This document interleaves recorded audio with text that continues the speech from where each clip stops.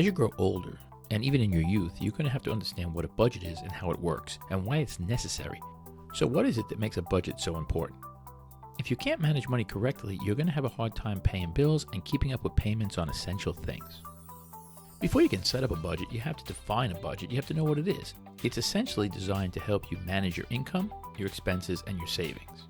There are many different budget strategies. Some people just intuitively know how to handle their money and they put it where they want.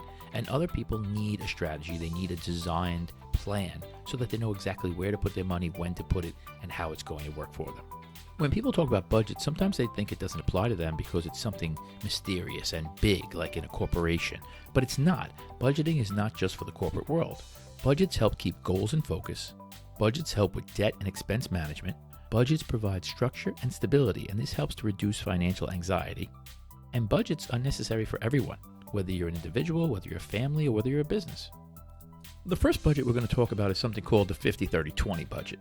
This budget theory proposes a breakdown of 50% of your net income, and this goes to your designated needs. 30% of your net income designated for your wants, and 20% of your net income is designed to go right to your savings.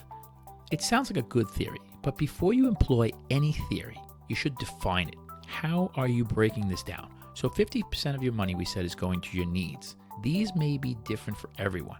Things you can't live without are considered needs. Now, in most cases, it's going to be housing, food, clothing, transportation, communication, and mandatory bills and expenses. And those mandatory bills and expenses could be anything from health insurance to home heating oil. Next is going to be your wants. So 30% of your money, we said, is going to go to your wants. And these may be different for everyone.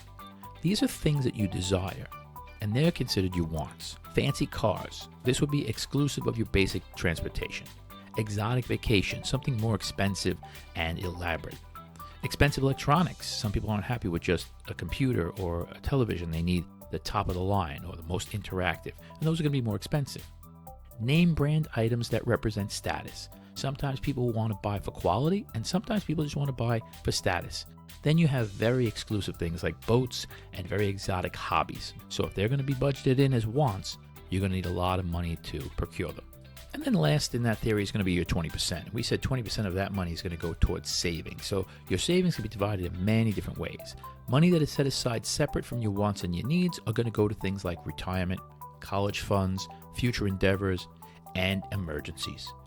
In a perfect world, 20% of your net income would go to retirement savings and investments for retirement. If this isn't plausible, the 20 should be broken down into the categories that we mentioned above and not lumped together. You don't want to dip into your retirement money, or you wouldn't want to dip into a college fund to pay for something like a roof or a transmission. So you might want to break this down into other percentages depending upon how much money you have to allow for this category. The next budgeting strategy requires a lot more diligence because 75% of it is considered your needs. 15% of it is your long-term investments, and 10% is your short-term emergencies. So under those needs, you're going to see your wants are in there too, as well as your incidentals. So that's a big number that you're going to deal with. But if you can budget well, you can do that. So you make sure 15% goes right into your investments, 10% goes into your emergency fund, and then the other 75% you manage accordingly. Some people can't handle a number that big. Some people can. It all depends on how you want to structure your money and your savings. Now, there's lots of other budgeting techniques you're going to read about, and there's lots of other ways you could manage your money, but for the most part, the key takeaway from this is simple. Budgeting is learned and practiced. Someone needs to show you what a budget is and how it works. Budgeting takes time and perseverance over time. Budgets take time to put into place because expenses change over time, like insurance premiums, tax increases, emergency funds. You can't waver when it comes to budgeting. Budgets need to be practiced and adhered to and repeated. Okay, they have to be one of those things that no matter what happens, if you make $100 this week or you make $1,000 this week, the same amount of money, percentage-wise, goes into wants, needs, retirement. If you turn around and say, well, I only made $800 this week instead of $1,000, so I can't put money towards retirement, that's a mistake. It should never be a dollar amount. It should always be a percentage. If it's a percentage, you'll always be able to put money in because even though the dollar amount changes, the percentage won't. So if you don't understand that concept, think about it. 10% of 100 is $10. 10% of 800 is $80. It doesn't matter. As long as it's the 10%, however much you're bringing in is how much you're going to put away.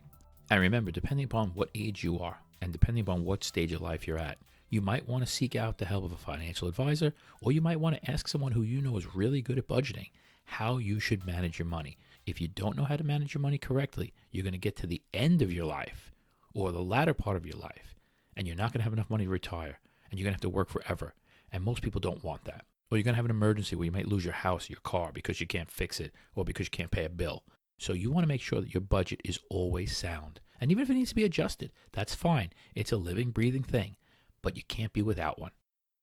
And always remember, no one's going to take better care of your money than you. So watch your finances and prepare yourself for the type of future you want.